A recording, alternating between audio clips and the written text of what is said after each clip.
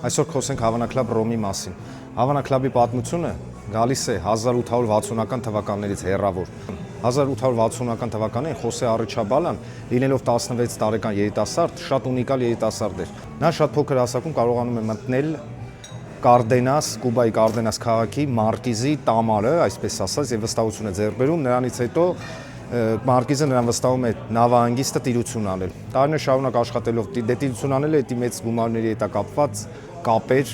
զանգեր։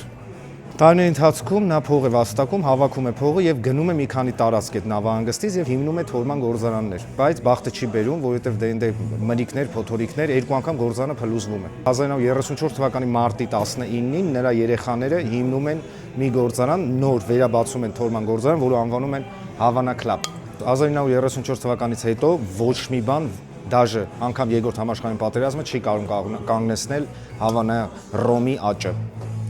Հավանա Ռոմի պիտակի վրա մի կին է պատկերված, որը եղել է միակ եւ անկրկնելի Կուբայի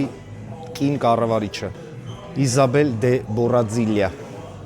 Հավանա Club 3-ը, որը 3 տարի հնեցվում է կաղնեփայտե տակառներում, Club 7-ը տարիներ շարունակ հնեցվում է կաղնեփայտե տակառներում, Հավանա Club Cuban Spice-ը, սա համենված ռոմ է, Կուբան արևադարձային մրգերով համենված, նրա մեջ կա արքայախնձոր, նրա մեջ կա կոկոս, նրա մեջ կա գուավա։ Այսօր այսքանը։